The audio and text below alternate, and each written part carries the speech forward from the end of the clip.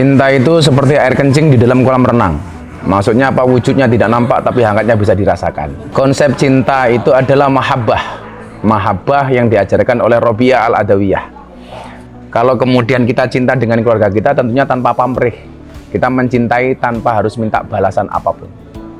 Itu adalah makna mahabbah yang diajarkan oleh Robiah Al-Adawiyah.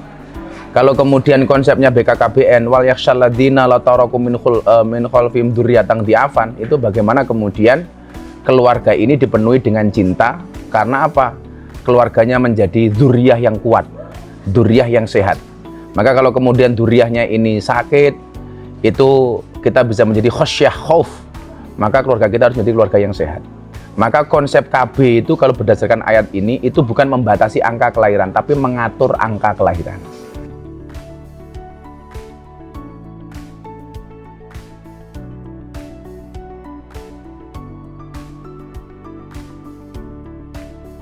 Saya sering mengatakan begini, lelaki yang hebat itu bukan lelaki yang mencintai banyak wanita, tetapi mencintai satu wanita dengan banyak cara. Salah satu kemudian ketika belajar dari kisahnya Nabi Adam dan Siti Hawa, itu adalah persoalan komunikasi. Ketika Siti Hawa ini dirayu oleh iblis untuk makan satu buah yang larangan di surga.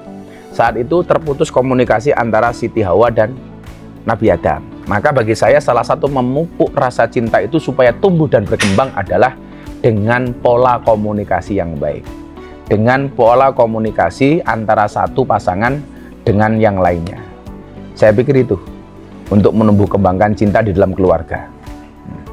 Saya bilang begini, pasangan yang hebat itu bukan yang datang dengan segala kelebihannya, tetapi pasangan yang tidak meninggalkan kita dengan segala kekurangan kita.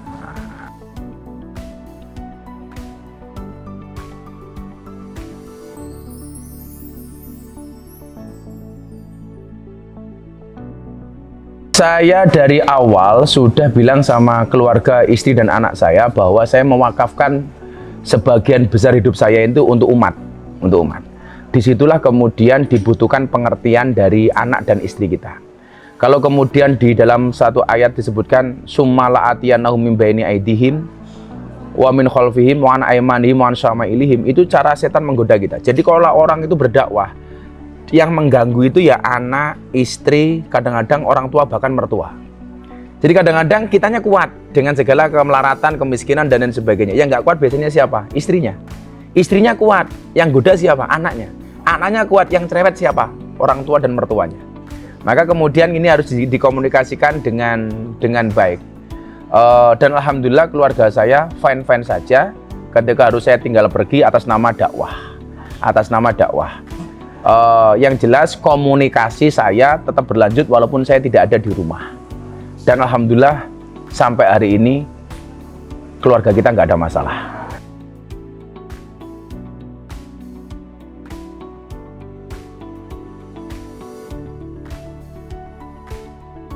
Saya mengatakan begini, di balik kesuksesan seorang laki-laki pasti ada sumbangsih doa dari seorang istri.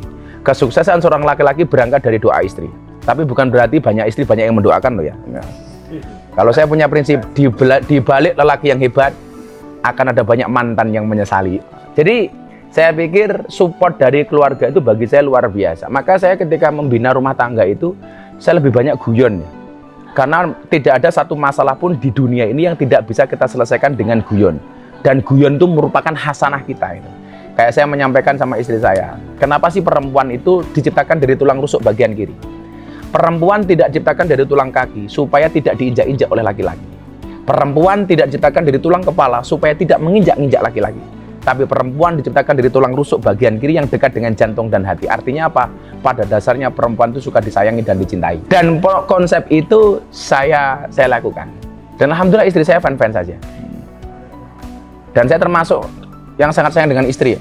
Istri saya berobat ke Malaysia, itu ya saya bilang sama istri saya, kamu niatnya jangan berobat, tapi jalan-jalan di Malaysia. Niatnya shopping saja itu. Saya kasih ATM, tapi nggak tak kasih pinnya.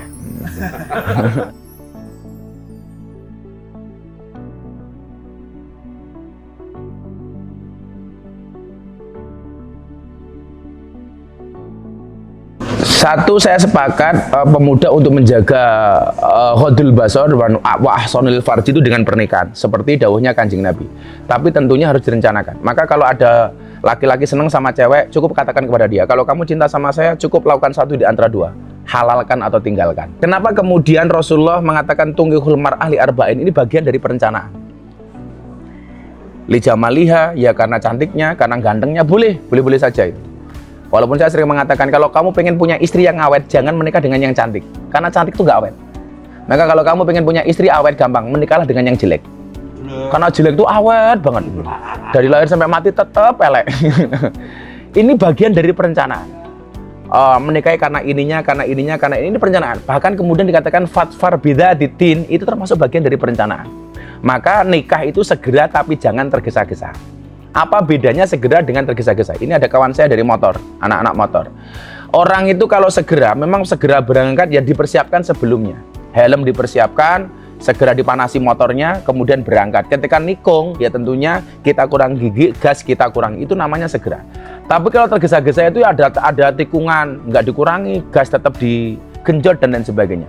Ibarat orang bikin minum kopi. Kalau orang itu tergesa-gesa, itu apa? Kopi, gula langsung dimasukkan ke dalam air baru digodok, baru direbus. Ini namanya tergesa-gesa. Tapi kalau Anda segera, air segera direbus, nunggu umup, nunggu ini masak, kopi dan gula dipersiapkan. Begitu umup langsung diseduh, ini namanya segera. Maka menikah itu segera tapi jangan tergesa-gesa. Dan ingat, nikah itu senang tapi jangan senang menikah. Sangat penting, maka dikatakan husnut tadbir nisful ma'isah. Bagus perencanaan itu setengah dari kehidupan. Ya, dan itu saya selalu terapkan. Saya mengatakan begini, lakukan apa yang kamu tulis dan tulislah apa yang kamu lakukan. Kita belajar bermanajemen. Jangan kemudian apa-apa serba dadakan. Tetap harus direncanakan.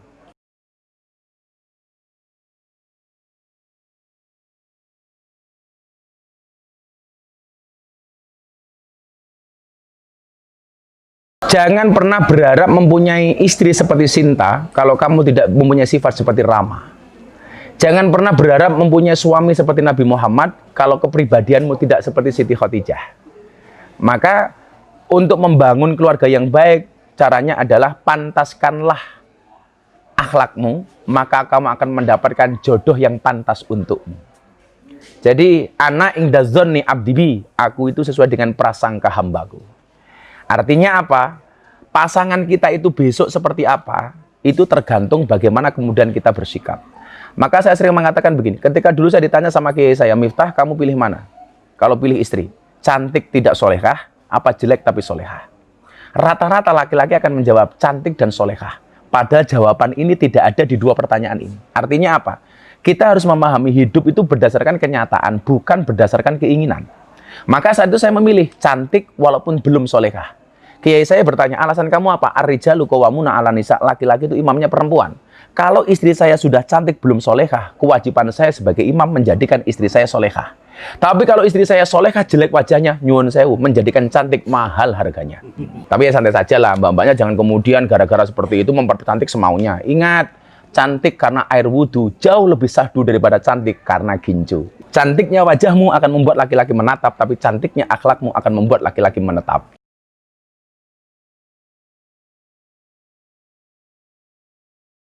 Saya kebetulan Kepala BKKBN, Pak Hasto. Itu kebetulan kawan dekat saya, jamaah saya. Salam untuk Pak Hasto. Dan berencana itu keren. Salam cinta dari Gus Miftah.